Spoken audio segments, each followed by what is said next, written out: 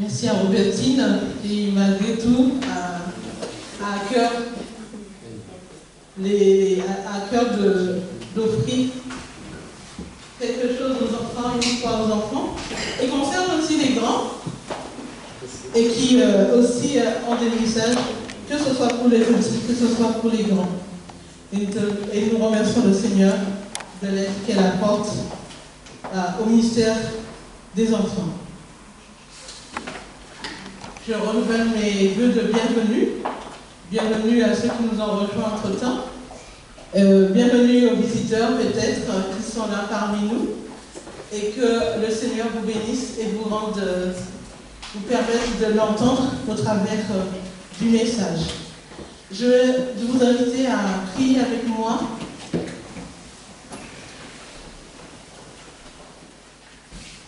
Seigneur éternel, notre Dieu, c'est toi qui veux parler à ton peuple. Et je voudrais, Père Céleste, que tu me soutiennes pour délivrer ton message. Que le Saint-Esprit que tu m'as donné puisse donner de la puissance à ce que je dis. Et que, Seigneur, ce ne soit pas mes paroles, mais tes paroles à toi. Je te prie aussi pour l'Assemblée, que leurs oreilles, que leur cœur soient ouverts à l'écoute de ta parole, et que nous soyons tous édifiés, et que nous puissions répondre à ton appel à vivre mieux, à vivre plus loin, à vivre plus profondément ce que tu veux que nous soyons dans l'intimité, la communion avec toi. Seigneur, je te prie particulièrement pour Robertine, Seigneur, pour sa santé. Elle est notre sœur qui est là et qui, Seigneur, met sa foi en toi pour pouvoir aller au-delà de ses limites. Et je te prie vraiment que ta bénédiction repose sur elle, que tu lui redonnes toute la vigueur de ses muscles, de son corps. Qu'il en soit de même aussi pour tous ceux qui, peut-être dans l'Assemblée aussi, souffrent de divers maux. Que ton nom seul soit glorifié et que l'Esprit Saint œuvre pour leur bien. C'est ma prière dans le nom unique de Jésus, nom qui a toute puissance. Amen.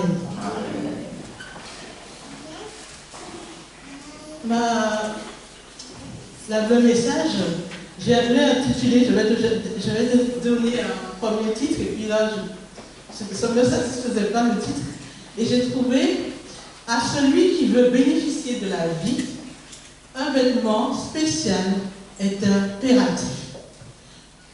J'ai deux textes sur la base j'espère qu'ils vont jalonner le message. Genèse, chapitre 2, verset 25. L'homme et sa femme étaient tous deux nus et ils n'en avaient point honte. Et Apocalypse, chapitre 3, verset 17. Parce que tu dis, je suis riche, je me suis enrichi, et je n'ai besoin de rien. Et parce que tu ne sais pas que tu es malheureux, misérable, pauvre, aveugle et nu. Qu'y a-t-il de commun entre ces deux textes? Dans le premier, il est écrit que l'homme et sa femme étaient nus et n'en avaient point honte. Dans le deuxième, le reproche fait par le Seigneur, entre autres, à l'église de la Odyssée, c'est d'être inconsciente de sa nudité. Le Seigneur l'invite donc à se couvrir de vêtements blancs afin qu'elle soit vêtue et que la honte de sa nudité ne paraisse pas. Dans le premier texte, être nu n'est pas un problème, au contraire du deuxième texte. Quelle est la définition de la nudité? Quand je lis le dictionnaire, il y a plusieurs définitions qui se rejoignent. Ce qui n'est pas couvert d'un vêtement, ce qui est dépourvu de son complément habituel, ce qui est dépourvu d'ornement et même vide. Que symbolise donc la nudité et comment doit-elle être couverte? Dans Patriarches et Prophètes, notre sœur White, à la page 23, écrit: dans son innocence, le premier couple ne portait aucun un vêtement artificiel. Il était nimbé, ainsi que les anges, d'un voile de lumière et de gloire, qu'il conserva aussi longtemps qu'il resta obéissant. Malheureusement, nos premiers parents sont tombés dans la désobéissance. Alors voici ce que nous lisons au chapitre 3, au verset 7. Les yeux de l'un et de l'autre s'ouvrirent. Ils connurent qu'ils étaient nus, et ayant cousu des feuilles de figuier, ils s'enfirent des ceintures. Dites-moi, ne savaient-ils pas déjà qu'ils étaient nus? Si, ils savaient. Et ça ne leur posait aucun problème. D'accord? Le texte nous dit que ça ne leur posait aucun problème. Alors, qu'est-ce qui fait que la vision de leur nudité mutuelle devienne un problème après leur désobéissance, après qu'ils aient désobéi à l'ordre de Dieu? Pourquoi cela provoque-t-il chez eux une honte? Ils ont conscience d'avoir perdu quelque chose qui va au-delà du physique, mais qui est d'ordre spirituel et moral. C'est le point commun avec le texte du verset 18 d'Apocalypse 3, où Jésus appelle l'église de la Odyssée à venir à lui pour acheter des vêtements pour couvrir la honte de sa nudité dont elle n'est pas consciente. La nudité attachée à la honte est liée au manque de quelque chose, à la séparation spirituelle d'avec le Christ. Ce n'est pas qu'une question physique, puisqu'il arrive que nous soyons vêtus, et pourtant de nous sentir nus, ou en tout cas en manque de quelque chose. Par exemple, quand on a pris l'habitude, par exemple, d'avoir toujours son portable avec soi, je donne un exemple, hein? D'avoir un portable avec soi, et qu'une fois on l'a oublié, comment vous sentez-vous? Comment on se sent? Comment? Pas bien, vous n'êtes pas bien. Pourtant, ce n'est qu'un objet et qui n'est pas essentiel. Vous êtes bien vêtu, vous avez tout ce qu'il faut, mais vous avez un manque. Vous avez quand même un manque. Et bien, il y a des personnes qui vont retourner rechercher, même s'ils sont en retard, ils vont retourner rechercher le portable. Et aussi, je connaissais une dame aussi qui, elle avait tellement l'habitude de mettre du maquillage. Quand elle sortait sans maquillage, elle se sentait nue. Il lui manquait quelque chose, elle n'était pas bien. Elle n'était pas bien dans sa peau. Et l'autre, Adam et Ève aussi, quand ils ont perdu, ils se sont séparés de Dieu, ils ont désobéi, ils se sont sentis nus. Mais la nudité physique était symptomatique de manque qu'ils avaient. Adam et Ève avaient l'habitude d'être vêtus de la gloire de Dieu. Le Saint-Esprit avait été soufflé dans leurs narines pour qu'ils deviennent des êtres vivants lorsque Dieu les a créés. En désobéissant, voilà ce qui est arrivé. L'atmosphère glaciale au couple désobéissant, leurs vêtements lumineux disparaissent. N'osant se présenter devant Dieu et devant les anges dévêtus, ils se mettent à façonner quelques ajustements.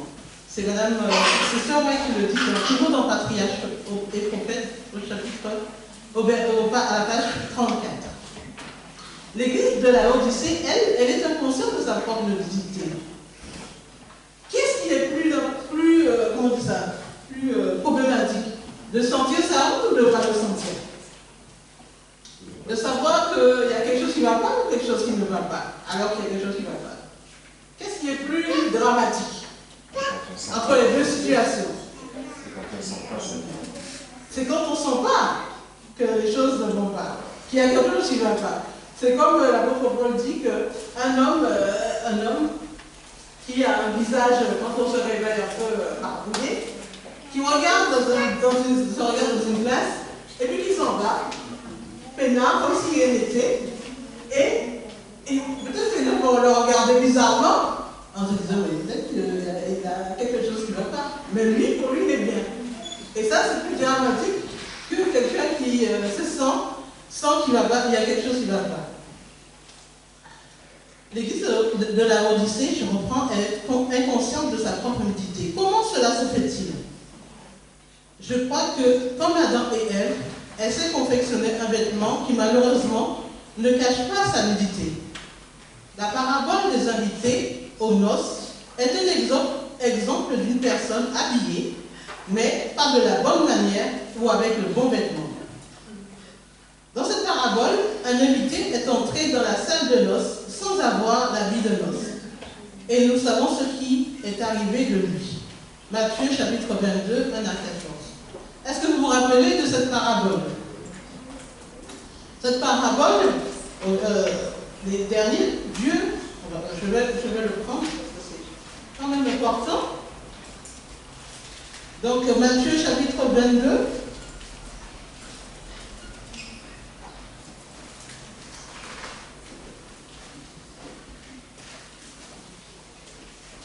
Matthieu chapitre 22. On va lire juste le verset à partir du verset 11. Le roi entra pour voir ceux qui étaient à table, et il aperçut là un homme qui n'avait pas revêtu un habit de noces.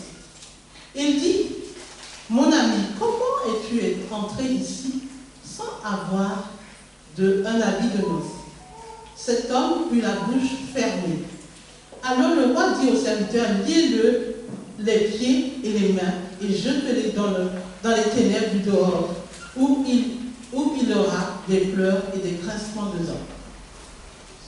Dans cette parabole, on voit que, et si on lit le verset 10, ces serviteurs allèrent dans les chemins, rassemblèrent tous ceux qu'ils trouvèrent, méchants et bons, et la salle fut pleine de convives. Verset 10, on voit que c'est pas une question de l'état de la personne, puisqu'il dit méchant et bon. Et cet homme, comment il s'est retrouvé dans la salle des noces? Comment il a pu entrer sans habit, sans l'habit de noces? On peut se poser la question. Est-ce qu'on l'a laissé entrer quand même sans habit de noces? La parole ne nous dit pas. En tout cas, il y était, mais pas vécu correctement, pas comme on lui avait demandé. La nudité spirituelle est donc la conséquence de la désobéissance. Genèse 3, verset 7, qu'on a déjà lu, entraîne la honte. C'est lorsque Adam et Ève ont péché et qu'ils se sont rendus compte qu'ils étaient nus. Les yeux s'ouvrirent l'un à l'autre, les yeux de l'un et de l'autre s'ouvrirent, ils connurent qu'ils étaient nus, et ayant cousu des feuilles de figuier, ils s'enfirent des ceintures. Malheureusement, au verset 8, alors ils entendirent la voix de l'Éternel Dieu qui parcourait le jardin vers le soir. Et l'homme et sa femme se cachèrent de la face de l'Éternel Dieu au milieu des arbres du jardin. Est-ce que les feuilles de figuier, malgré tout, résolvaient le problème, leur problème? Est-ce que ça a résolu leur problème? Ça n'a pas résolu le problème. Parce que si ça avait résolu le problème, ils n'auraient pas eu peur. Si ce n'était qu'une question d'être habillés avec des habits, ils n'auraient pas eu peur de la venue du Seigneur.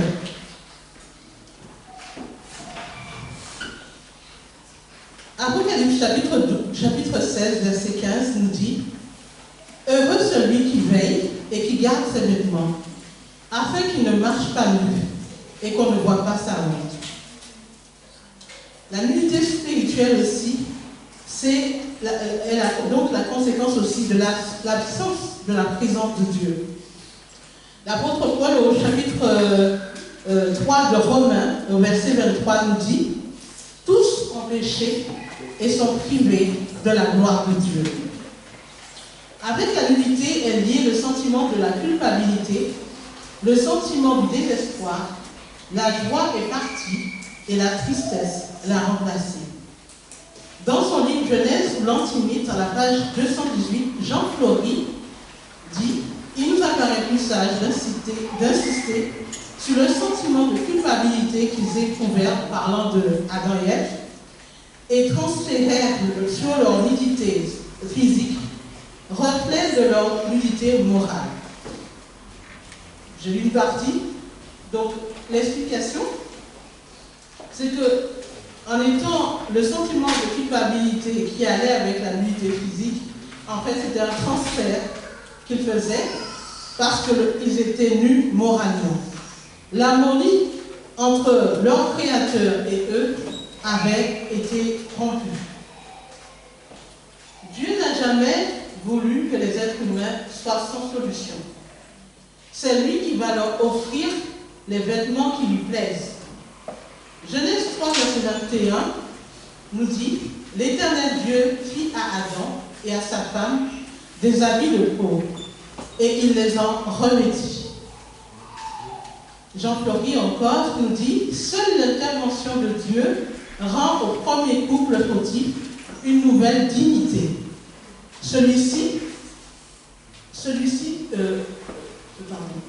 Dieu donne lui-même des vêtements au premier couple. Mais ces vêtements de cuir impliquent la mort d'animaux. Le rachat de l'homme n'est gratuit que pour lui. Il ne l'est pas pour Dieu, ni pour l'ensemble de la création. De même, le Seigneur Jésus ordonne à l'Église de la Odyssée d'acheter de lui des vêtements blancs pour que sa nudité ne paraisse pas et que sa honte soit enlevée. On voit que le bon vêtement, c'est celui que Dieu donne. Donc, à quoi servent ces vêtements? Que sont ces habits de peau et ces vêtements blancs? Qu'est-ce qu'ils symbolisent? L'œuvre de Dieu a toujours été de nous vêtir d'habits pour couvrir notre nudité spirituelle et morale. Les habits de peau étaient les peaux d'un animal que Dieu lui-même a sacrifié pour symboliser le sacrifice que Christ allait offrir pour le pardon des hommes de leurs offenses. Quand Adam et Ève ont péché, le Seigneur avait dit le jour où vous en mangerez, vous mourrez. Ils ne sont pas morts. Immédiatement, tout tout de suite.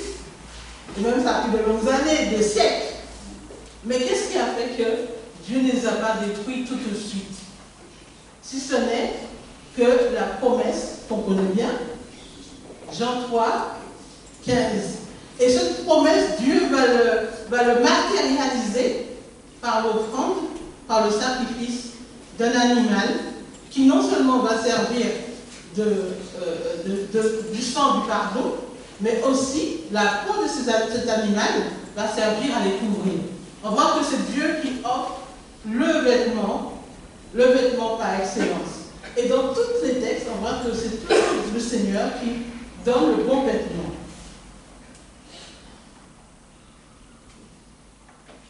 Car sans effusion de sang, il n'y a pas de salut, de pardon possible.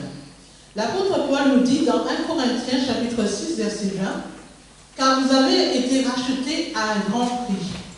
Glorifiez donc Dieu en votre corps et en votre esprit qui appartiennent à Dieu. » Le vêtement qu'il nous propose, c'est sa justice parfaite qui satisfait à la loi de Dieu bafouée par les êtres humains.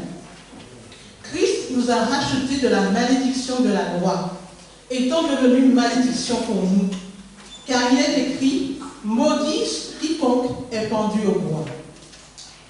Jésus est venu accomplir ce que nous ne pourrions jamais faire pour entrer dans la faveur de Dieu et retrouver la vie éternelle. En lisant dans Patriarche Prophète, notre sœur nous fait comprendre que les anges eux-mêmes, quand ils ont appris le plan, que Jésus a dévoilé le plan, les anges ont dit « Ah non, c'est pas possible, tu ne peux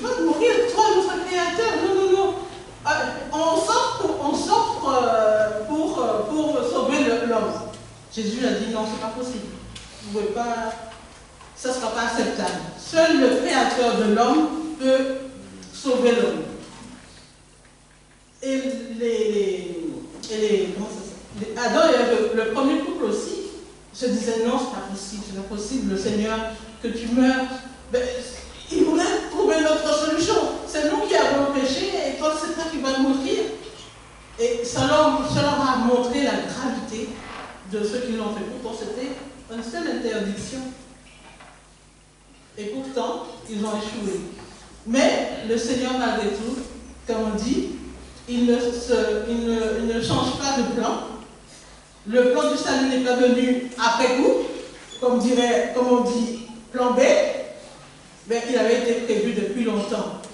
Et donc, quand nos premiers parents ont péché, Jésus avait été déjà proposé pour sauver l'humanité tout entière. En Adam, nous sommes devenus mortels, tous autant que nous sommes. En mettant notre confiance dans l'œuvre de Jésus, nous recevons dès maintenant la vie éternelle.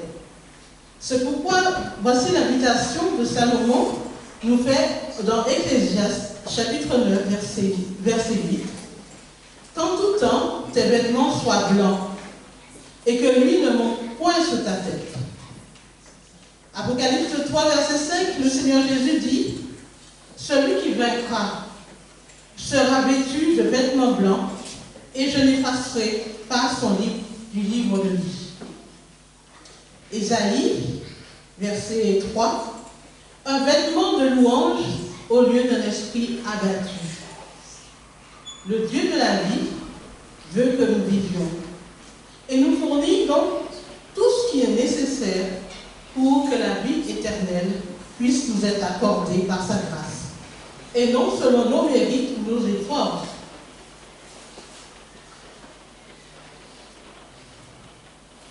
C'est pourquoi il est très grave que l'Église de la Odyssée ne se rende pas compte de sa nudité, de son besoin de cette robe de justice, de salut et de vie éternelle. Le vêtement représente aussi l'unité de l'enfant de Dieu au Christ. L'apôtre Paul, dans plusieurs de ses épîtres, nous dit, Galates chapitre 3, verset 27, « En effet, vous tous qui avez été baptisés, vous avez revêtu Christ. » Dans Colossiens chapitre 3, verset 10, « Ayant revêtu l'homme nouveau qui se renouvelle dans la connaissance, selon l'image de celui qui l'a créé. » Éphésiens 4, verset 24, « À revêtir l'homme nouveau, créé selon Dieu, dans une justice et une sainteté que produit la vérité. » À la suite de son baptême, l'homme est donc revêtu du Christ. Selon Ésaïe, les justes recevront du Messie les vêtements du salut. Et comme nous l'avons vu dans la parabole des invités, on voit que cette robe est donnée aux bons comme aux méchants. Si vous vous considérez comme bon, ben, tant mieux. La robe aussi vous est nécessaire. Si vous êtes des méchants, eh ben, la robe aussi vous est offerte gratuitement. Les vêtements de fin lin sont les œuvres justes des saints. Apocalypse 19, versets 6 à 9. Je vous le laisse lire. Voici ce que le Seigneur Jésus a enseigné dans Matthieu chapitre 5, verset 3. Heureux ceux qui ont faim et soif de justice, car ils seront rassasiés.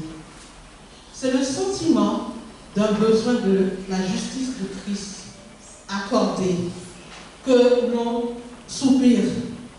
Dans ce qui a été chanté, on voit qu'il nous faut rechercher ce besoin, avoir cette soif de Dieu, cette soif de cette grâce, de ce vêtement qui nous faut toujours.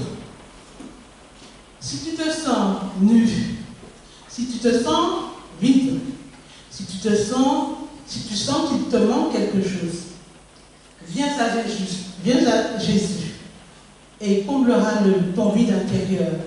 ta nudité spirituelle. Tu veux vivre longtemps, jouir du bonheur, expérimenter combien le Seigneur est bon.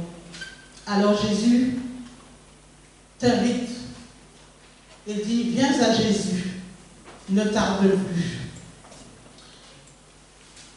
Je voudrais inviter, je n'ai pas le but de faire cela, mais je me sens poussée à le faire. Je voudrais inviter à ceux qui n'ont pas encore accepté d'ouvrir la porte à Jésus, d'ouvrir leur cœur à Jésus. Dans l'Apocalypse, toujours dans le chapitre 3, le Seigneur dit, je me tiens à la porte et je frappe. Que celui qui entend ma voix et qui veut que je demeure en lui puisse me laisser entrer et je demeurerai avec lui. Le Christ dit, venez acheter de moi des vêtements blancs pour que vous soyez couverts. Nous avons vu que le Seigneur donne ce vêtement gratuitement, sans rien payer. Et je vous invite à ceux qui ne se sentent pas revêtus à lever la main. Et je prierai avec vous pour que vous receviez ce vêtement et surtout que vous sentiez que vous croyez que Jésus, dès aujourd'hui, vous a revêtu. Pour ceux qui ont le vêtement, mais qui l'ont laissé ce vêtement pour en mettre un autre. Je vous invite aussi à lever la main et à redemander au Seigneur, revêt-moi de ta justice. Je veux vivre selon ta justice, pas selon la mienne. Je ne veux pas me couvrir moi-même d'un vêtement qui va me disqualifier du royaume des cieux. Alors, tous ceux qui ont levé la main, je veux prier avec eux. Seigneur notre Dieu, notre Père, je te remercie infiniment parce que certains ont exprimé leurs besoins, que tu les revêtes de tes vêtements, des vêtements du salut, que tu les revêtes de ta présence et que ta gloire revienne sur eux. Parce que c'est ce que nous devons retrouver, ta gloire en nous, ta gloire avec nous, la communion parfaite qui a été perdue en Éden. Seigneur, oui, revêt-les de ta justice et qu'ils ne regardent pas à leurs émotions, mais à ta promesse et à la certitude que lorsqu'ils ont mis leur confiance en toi, ils ont reçu. Pour ceux et celles qui n'ont pas encore accepté le don que tu as fait, Seigneur, revêt-les. Donne à leur cœur ce besoin que tu sois avec eux. Qu'ils t'ouvrent leur cœur et que tu habites en eux. Seigneur notre Dieu, tu es le Tout-Puissant et tu veux sauver nous tous qui sommes là. Veuille nous laver, nous purifier et que, Seigneur, ta parole trouve place dans nos cœurs, à tous. Merci pour tout. Guéris-nous de nos maux. Guéris-nous de nos barrières que nous mettons à ton œuvre. Guéris-nous, Seigneur. Que ta bénédiction nous accompagne. Dans le seul nom puissant qui est le seul sang qui lave plus que l'eau de Javel, notre Seigneur Jésus. Amen. Amen. Et nous allons chanter « Viens à Jésus, ne tarde plus ».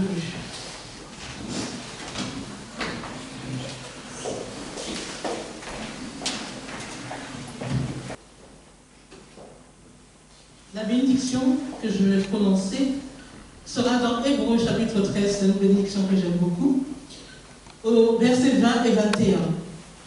Que le Dieu de paix, qui a ramené d'entre les morts le grand pasteur des brebis, par le sang d'une alliance éternelle, notre Seigneur Jésus, vous rende capable de toute bonne œuvre pour l'accomplissement de sa volonté, et fasse en vous ce qui lui est agréable par Jésus-Christ, auquel soit la gloire au siècle des siècles.